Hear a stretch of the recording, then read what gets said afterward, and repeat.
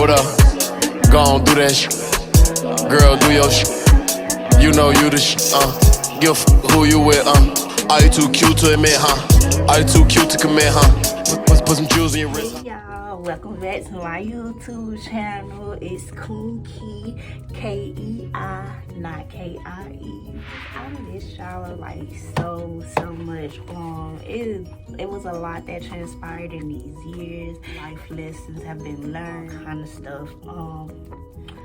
I wanted to start this video off by pretty much about, you know, what I've been through.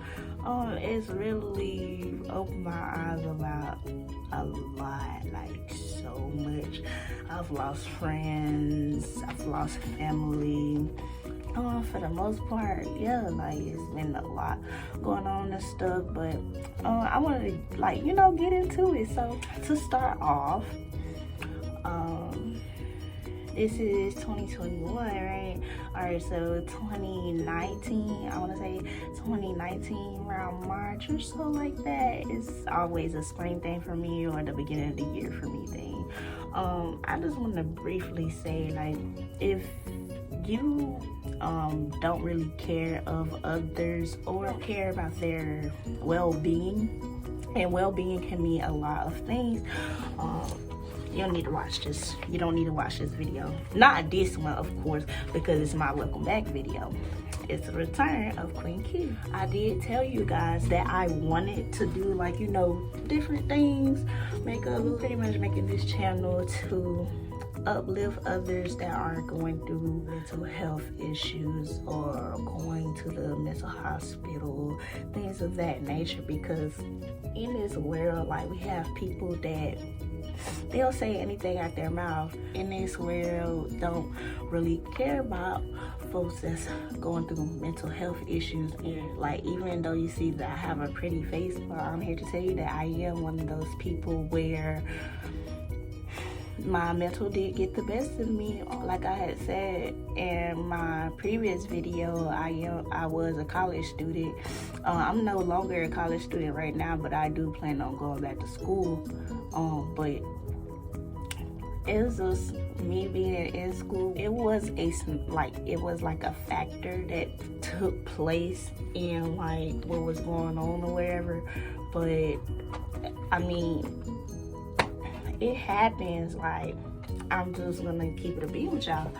I went to the mental hospital. Like, some folks can't really like open up and say that, you know, and I'm just here to be an individual away from the YouTube trend of thinking that, you know, life is okay, life is golden. No, life is not always golden, but we have golden moments, you know.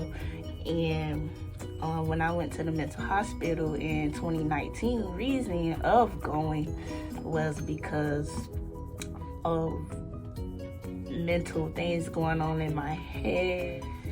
It's kind of, you know, it's like, this is me being like open because I don't really get to talk about it as I should, and I feel as though the reason it's so hard for me to talk about it now is because I don't get that chance to talk to someone about it. Like, I had counselors and therapists and whatever have you, but I don't think that there's something, because at the end of the day, they're just doing a job. They're not going home with me when I'm, you know, thinking of certain thoughts and stuff like that. Before I went to the mental hospital, there was a lot of events that transpired. It was like, there were family deaths,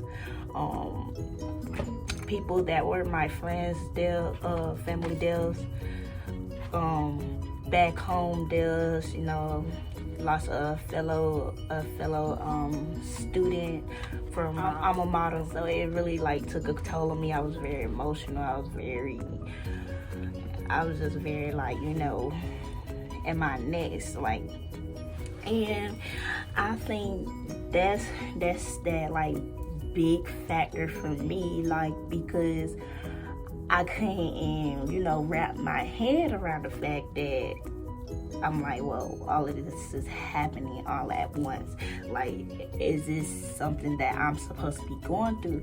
And truth be told, the things that transpire in our life are things that we as individuals, us as a soul keeper within our body, you know, that's what we go through, because it's our experiences, what we get out of life. Some people don't experience it. Like before my manic panic or my mental episode, it was just a lot. I don't want to like get into it or whatever, but friends, like college friends, people, you know, that you think are there for you, like it'll all like things that when I went to the mental hospital initially, because I went twice, I tell you, like just those things, like it makes you understand who's really there for you, if you have family support, if you have a support system, period. I wouldn't say that the college friends that I had at the time that they wasn't supportive, because I wouldn't lie. I'm not going to lie. And there's no ill feelings that I have, you know, against anyone that I went to college with or I called my college friend at once upon a time. It's just the fact that it was misunderstanding and miscommunication, different things of that sort, and me not being aware of the fact that am I mentally prepared to go back to school from, you know, coming out of the mental hospital. Now, being in the mental hospital, that is not for the weak-hearted. It's not for soft people. Y'all think that when people like go to jail and stuff like that, like it's funny, or when people go to mental hospitals and people, you know, joke around and be like, oh, you need to go back to where you came from, back to the crazy house and stuff. I don't take that lightly anywhere. I don't. You come at me like that no, I'm not with that. To keep like my cussing and stuff like that to a minimum, because mental health is really just why I really doing this video, because of the fact that it's so many people that take mental health as a joke. People are dying out here because of stress, because of depression, because they're not happy, because of the fact that things are happening. People are at a standstill. Deaths are happening. It's just a lot going on in the world that people take as a joke, and that it frustrates me, because I'm a person where I literally just observe all of that stuff within these 3 years of just sitting back and being like, okay, when God made me go to those 2 mental hospitals, he was like, here, calm down. I was all over the place. Like, I really didn't care to have gas in my car. I was just reckless, ruthless, didn't care what came out of my mouth. It's just a lot. I'm like, wow, like I'm so blessed to have overcome those 2 times, because within those 2 times I was probably going through a spiritual awakening those 2 times, and within that second time it felt like I was at a spiritual war within myself versus everyone else. And it was like, at the end of the day, those nurses kept telling me, at the end of the day, the world gonna keep moving, but You have to want to get better. You have to want to rise from it. And I pretty much put this video out here and stuff like that because it's really tough. Like, now that I think about it, it's really tough talking about, you know, the past. But I accepted the fact that I went there. I was there. I experienced that. Now I'm here. And now it's time to move forward, because at the end of the day, when you still dwelling about, oh well, why this happened, or why your people and stuff like that, but why you feel out with people, it's all an experience. Everyone's not meant to go to that mountaintop reach with you. Everyone's not meant to, you know, travel that road that is only destined for you, only built for you, the only road that God, you know, put you on to see. All right, my child, how far are you going to go to do the things that I gave you the gift of doing? And it's a blessing. I say this is a blessing. Like, I was like, even when I had left school and stuff like that, like, I was depressed. I wasn't happy. I felt like I lost the most best friends, you know, that I could possibly find in this world. But it was like, you can't, like, I feel like I was telling you, know, Kia, you can't look at it in that way, because I gave those people to you. I put those people in your life to serve their purpose. If they don't, you know, turn back around or circle back around, or, you know, just let bygones be bygones, then, you know, it's okay. You don't need to be sad every day because of people leaving out of your life. And like I said, my feelings, they play a big role. My zodiac sign of Pisces. Most Pisces do not have feelings involved all the time. Me, I'm a February Pisces. The holiday that we celebrate is Valentine's. And but this year, I wasn't even worried about Valentine's. Back to the story key. So, timeline, got out the first mental hospital or whatever, and I was like, all right, I'm finna go back to school because I miss my friends and this and that have you. So, me not being mentally aware, not being mentally stable, not being mentally healthy, it, like, once I went back to school, the college friendships spiraled downhill. And that was just, that was what? Oh my gosh, that was crazy. Like, and it was funny because it's like, it happened in threes. It happened in 3. I won't say any names or anything like that, but I mean, it's okay. Like, I learn. You live, you learn.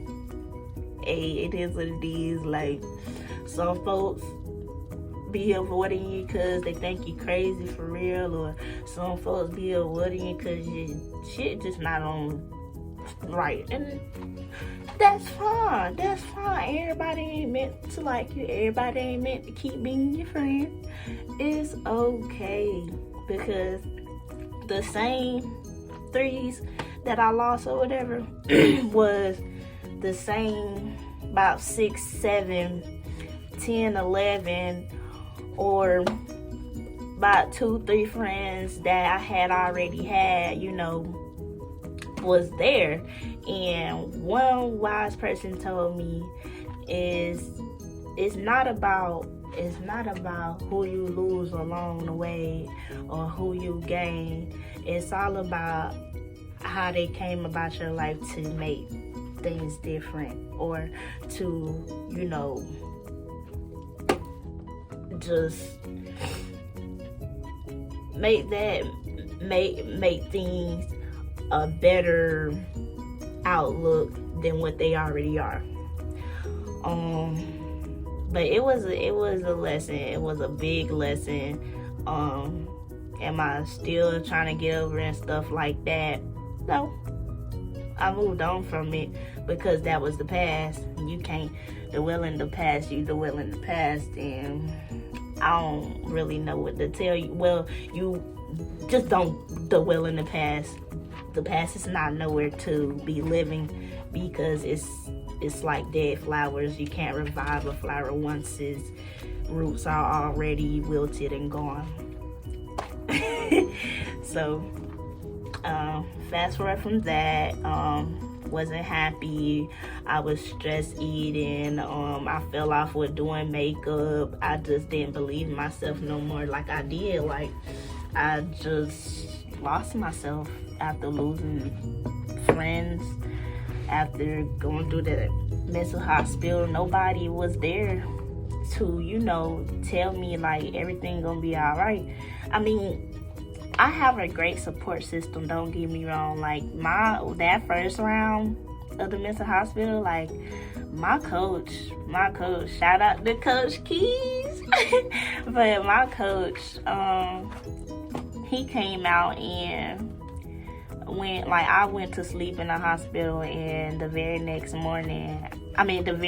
you know, I opened my eyes or whatever, looking at him, he was like, hey, thank you. And I was like, hey, like, cause I'm, you know, not in it. And he was like, you know, here, so I just want you to let you know.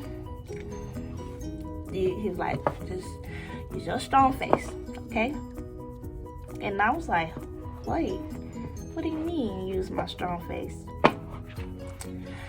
Just use your strong face. Look at me. Use your strong face. Do it. And I'm like, because I'm not thinking what I'm getting prepared for. Because after, you know, I had seen my few family members that came to see me before I was shipped off, like, I did not know what was about to happen. So I went to Atlanta, and in the next videos or whatever, I'll tell you a little bit about the hospitals and stuff like that. But I went to Atlanta, and like I said, things happen for a reason.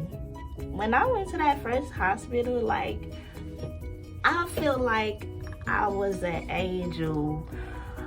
Literally, I feel like I was an angel, and I'm not bullshitting. Yes, I said I'm not bullshitting. Like, I'm dead serious. Like, I feel like I was an angel. Like, I was not supposed to be there.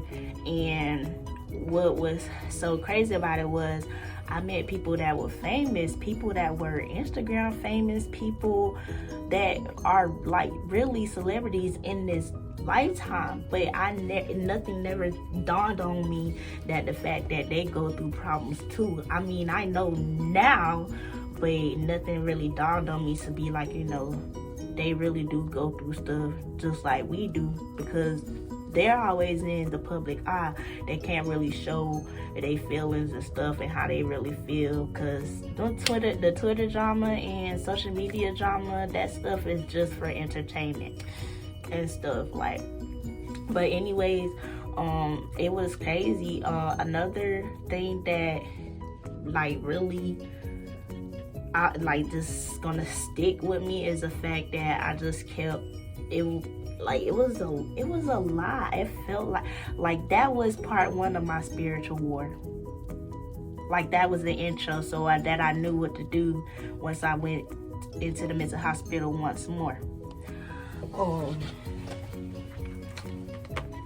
I mean, I wasn't planning on going to the mental hospital a second time, but you know, shit happens. The second time I volunteered myself though, but I met some funny people in there, memorable people, and another thing that really caught my eye about going to that hospital was the fact that it seemed like it was like angels guarding me too, like making sure nothing happened to me, making sure people didn't talk to me any kind of way. And I made sure that shit too, cause bitch, you ain't finna be talking to me no kind of way. I don't even like the fact when a friend talk to me any kind of way, so, or a brother and sister, so I'll be damned if somebody else do. So, you know, just doing that and stuff. I about to say my last day, but that was in there, whatever. Man, it was one girl, like she literally was trying to make me like get some days added, because I was only there for a week. And they was just like, it's time to go. I was like, shoop, shoop, shoop. So I was just like, it's time for me to go. The girl, she's sitting up here taunting me to my son. Oh, you already leaving now? She was like, oh, you'll soon be back here. And I'm like, oh, alright. Oh, okay. Like, I really wanted to say something then, like something had activated in me that wasn't activated while I was in that motherfucker. It was only because I was leaving. Bro, if I put my hands on you, dot. But I was like, nah, bro, I'm not gonna do it, cause it ain't worth it. So, yeah, that was that.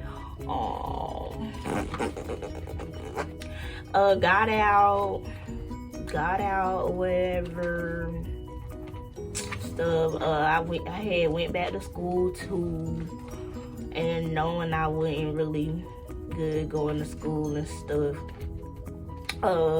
I think I had already said that, but it wasn't too long before I was back in there. Well, not at Atlanta, but I was elsewhere, because they had gave me an option that was like, we're not gonna take you to where you was, because you know it's either we have one room open here, or you can go down to Savannah. And my parents was like, oh no, we're not doing that. We're not traveling down there when we don't live there anymore. So I was just like, I'll take the room upstairs for $200, Alex. And this is the second time I was going to the mental hospital. Boy, that was crazy. Like, I had never been tested and broken down so much in my life. Like, I was literally like this, like that. Like, it seemed like I was losing it in there. And what kept me going in that mental hospital was my auntie and my mother and my dad. Like, just thinking about them in the back of my mind, because they was like literally telling me, just stop thinking about people and thinking about you. And it made me worry even more, because I'm really I think solely I am a people person. Because if you mean this to me, then you know I'm going to worry. So I was just worrying and stuff, but they really kept my head going, like kept my head high. But no, it wasn't easy. I was crying day in and day out. Like, the nurses had to help me, like, put on my clothes and stuff like that. Like, when we would sit down and come for group and stuff like that, it just seemed as though everyone, they see the fact that, you know, they see the fact that I was speaking up and I was opening up to everyone, or just opening up, you know, in group things. But it just seemed as though, like, when we was talking as a whole, I'm like, dang, do anybody care about me? And it's like, you're supposed to be caring about yourself, not everybody else. And that's like, I learned self-care and self-love is the best, because if you don't take that time to want to go get your eyebrows done, your makeup done, look pretty, take your hygiene seriously and things of that nature, you can fall into depression. Like, I fell into depression after I had left school and was fresh out of the mental hospital the first time. I was depressed when I was in school, the end of the year 2019, because I went back thinking that, you know, I was going to finish my degree and didn't. But it's okay. It's alright. Like, I still think about it and stuff like that. But I mean, like I said, things happen. I was very depressed. I was depressed that whole semester, that whole fall 19. I was so depressed, and it was nothing that kept me going. I didn't even like know if I like makeup or dance or whatever, because I was getting fat. I didn't like how I looked in the mirror. I wasn't dressing up. People were noticing, like, they were noticing. People know, like, people don't have to know you to know you.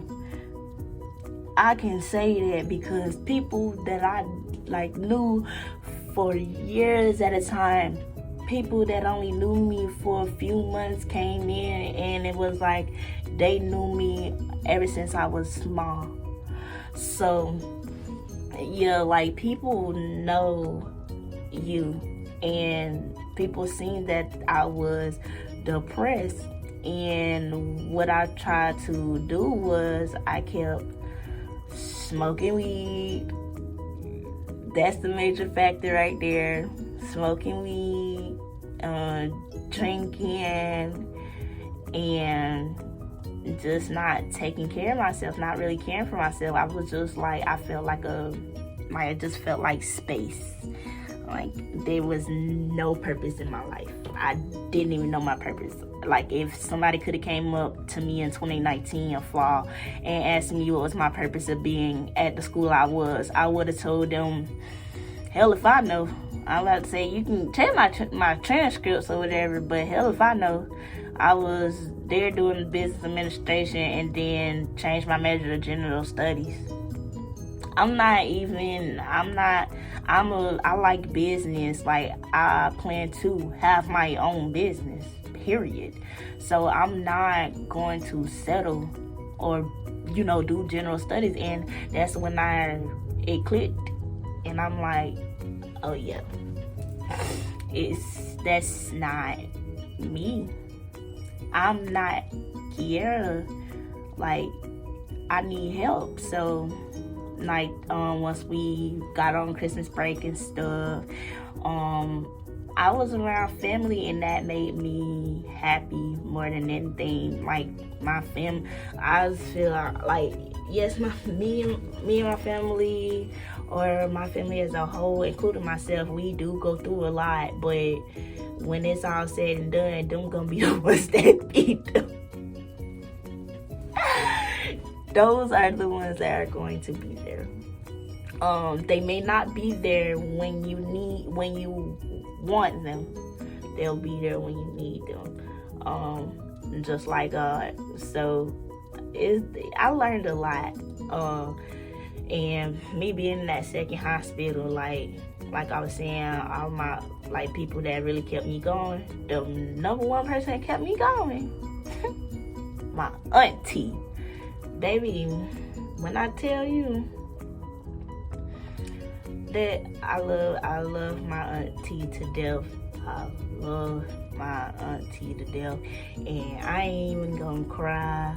I'm not gonna cry because I feel like I'm crying. I'm mess my makeup up, and it's already messed up right here, so boo boo boo.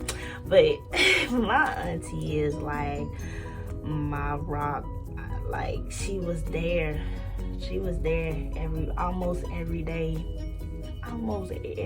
I was there for almost I was there literally for almost a month. I had left out January 26th, January 27th, and what really pushed me was me hearing my auntie say, and then I'm gonna say what my mama said.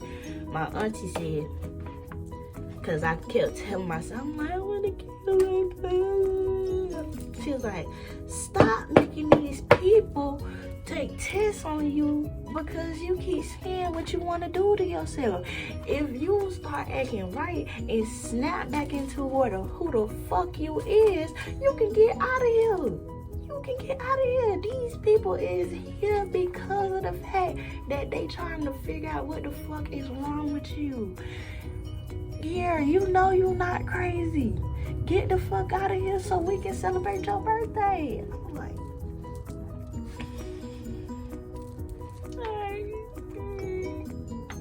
and it was like, I'm saying all right and stuff like that, but it was hard in there. It was hard. It was different tests and stuff. Like, I'm literally thinking that is again my last day. So me being the person that I am, I'm not going down without a fight. So before, like, the beginning when I got there, whatever, I had volunteered myself. I knew that I needed help, so volunteered myself. Once I got upstairs, for one, it was on the 14th floor. I don't like heights, and this hospital was way different because it was a military hospital. Now, I am military dependent, so like, when I was there, I'm like, whoa, everybody is in, uniform and stuff, or have on military attire, whereas little me, I'm just a civilian. So I had already felt out of place right there. So that was like literally when my rage was like, because I'm already knowing that they're equipped to, if anything go down in this hospital, they're equipped. I'm not. So with that being said, I literally was like, at the beginning, I was there in rage. Like, the nurse was asking me questions, and I look over her shoulder. She putting in other stuff that I'm not saying out of my mouth. So it kind of like threw me off. So I was I literally put my hands on her. But that's not something that I'm proud of, because of the fact that that's like my rage is one factor that I am still working on, that I have problems with. Because when I'm angry or I'm mad, I'm pissed off, or I'm just upset, I'll go out the deep end without thinking of the outcome or what could have happened. Because what could have really happened, they could have put me in a straitjacket or something. But thank God they didn't. They just told me to apologize to her and stuff, and I did, and I was sincere. But I still didn't like her, because I was like, you suspect now, and I don't too much deal with that. So y'all, that hospital was funny. That hospital was funny. It was funny, like, cause it was like when I was telling you going through a spiritual war or whatever, like, they were saying the things they were saying up under their breath and stuff. You'd never think people would say that in healthcare, you know, professional, whatever. But I ain't gonna say what they were saying because I don't get nobody in trouble, stuff like that. Because it probably how I was taking it as well. But no, they were saying it loud and clear. Just know they funny. They funny. But one more thing I want to touch bases on, because I'm pretty much over the story. Like, your mental health journey really sets the tone of how before you got on that journey and the progress that you are making within that journey and where you are now. That second hospital, it taught me a lot of lessons to take within the world, the outside world, of course. It's like that hospital really brought my purpose back of what I want to do, what I've been saying throughout this whole video. I want to make people feel okay. I want to make people feel like you're not alone. You're not alone. I am a pretty girl, yes, but you know, people, it don't matter what pretty face or not, or nice body or not, or nice teeth or not. Like, people go through stuff, and I'm literally just want to be here as an upcoming YouTuber to let y'all know that, you know, I'm here with you. I am here with you, and we're here together. We're gonna take this trip. If you need to come on my mental health journey with me, I'm gonna take you along. We got a whole YouTube channel. So it ain't never too much that I can say, you know. So I just wanna, you know, say a little bit more about the story, and then I'm done. And I'll like close it up so y'all can but yeah, that after I left like the second hospital or whatever, like I was good. I had stopped smoking so much excessively. Like, I had stopped smoking actually, like cold turkey. And I had got a job at Walgreens, and like, we was family, but they messy as fuck. They messy, but they would, I don't know, I don't think nobody would say anything to me, you know, cause I didn't give a fuck. I'm there to make my money and leave. I didn't care. I literally didn't even really do work like that, you know, but I still got my money. So I wasn't really worried about it, but I was over Walgreens, and I was skating on thin ice already. I was skating on thin ice, y'all, but no, it was a lot in that. I was just like, y'all make us do a little bit too much to be paying us only $10, and I'm not a $10 ass bitch. And then the checks was like $200, $300. Baby, insurance $200. I'm only left with $100, and then it wasn't even a full $100 then. So I was almost broke. So, you know, things happen and stuff like that. I said, when there's a will, there's a way. I gotta call. Get up off that. So I got into just researching ways to make money, and lo and behold, Uber Eats was like, hi. But I had started like doing taking people places like Uber does or whatever. I was taking people places, but people was taking my kindness for the weakness. So I was like, fuck that, and just do Uber Eats, because I don't have to worry about your funk ass being in my car, and then it's COVID-19. I don't got time for that bullshit. So and then I got sick on somebody being in my motherfucking car. I ain't get COVID or nothing, but I was sick as hell. That shit pissed me off. Fuck. But yeah, I was good. Like, I'm still doing Uber Eats and stuff now as a job, because I don't really see myself doing a job right now. How the economy going, I'd rather make my money and have like all money, taxes, all that in my own pocket than for people to be taking FICA and FICA and all this shit out my tax, and I'm literally left with anything. So yeah, that's a wrap. But I thank y'all if y'all stayed here to listen to me talk about this journey, because it meant a lot to me. It meant the world to me. It meant my life. I could have died a few times, those 2 times.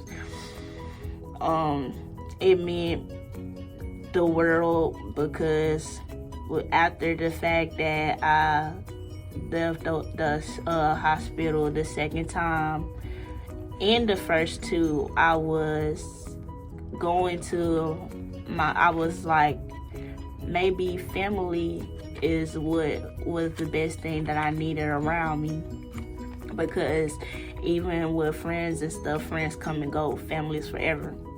Even, you know, with the things that transpire in the family and stuff like that. And it really helped me with a lot. It helped me keep going forth. Like just being around my grandparents. Some folks don't have their grandparents, grandmas, grandpas. Some folks don't have their mama and daddy. And even though my mom and dad separated and everything have you, they live in separate cities, it still meant a lot to me for them to come together and be like, here, I need help, that first time. And second time, you know, they was there. It was there. It's just, it's life. It's life. Go ahead and wrap this up. I do thank y'all for, like I said, listening to my TED Talk. But listening to my mental health journey. I'm still on the journey. Like, it hasn't stopped. Because right now I'm just literally like focusing on my crafts.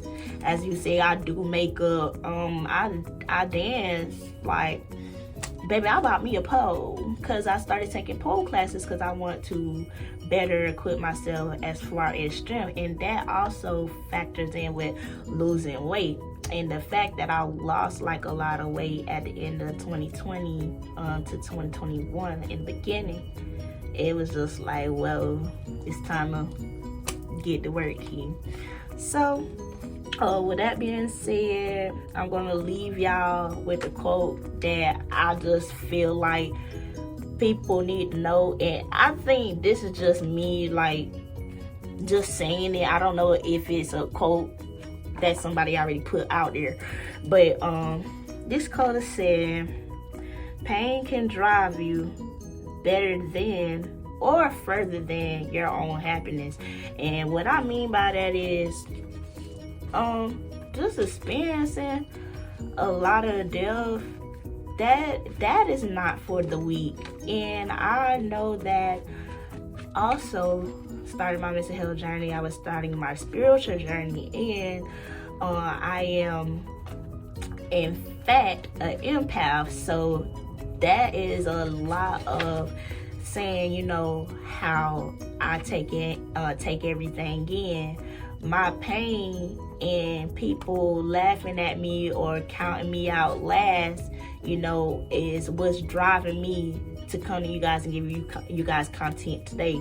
And I feel like it's gonna keep driving me because I've had people call me a devil. I have people say, yo, mama should never pick you up from the mental hospital. And I've had people say, oh, you ain't gonna be shit, you know, the typical thing. But I'm here to tell you, our band director, Mr. Hollins here, tell us like what y'all are experiencing right now is not what y'all going to experience as y'all leave here. But what y'all need to be doing now is understand that whatever performances that y'all do, y'all have to stamp y'all mark each time. And that, I don't know about anybody else in the band, but that took me places. It took me places. Like the pain that I endured, people thinking I was like, when I tried out for a dance line, I won't tell you what dance line it is. Tried out for a dance line, and I was like in my Manic Panic stage or whatever, I was literally reaching out to numerous of people, and they, of course, they couldn't understand. But before I had even, went into, before I had even graduated, let me put it like that, and went into college, period, I tried out for the dance line, I made the line, whatever have you, and I just went to another school because of the fact that me personally, I felt as though I wasn't prepared as I should have been, and I didn't get myself prepared. I didn't, and I don't regret the fact of leaving the school that I could have possibly been a dancer on.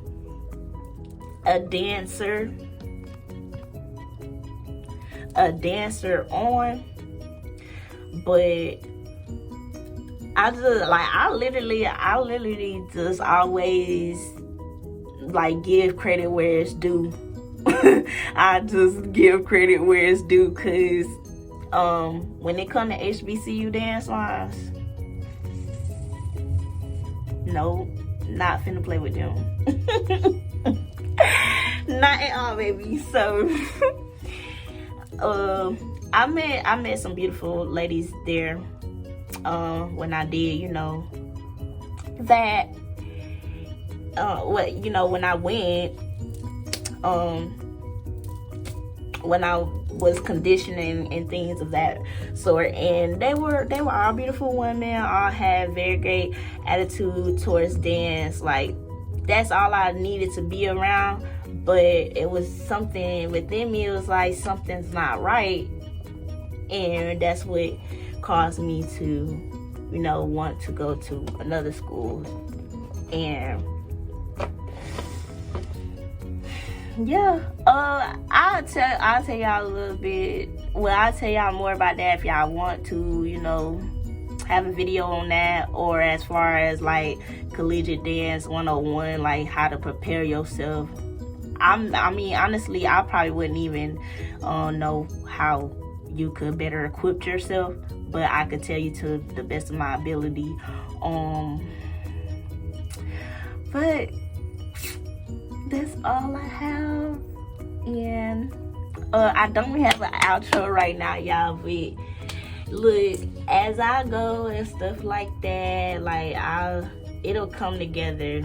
It's not gonna always be a fixed product, and that's what some folks be failing to realize, like, it takes progress. So until next time, it's Queen Key, the life of Queen Key, and I will see you guys next time. Peace.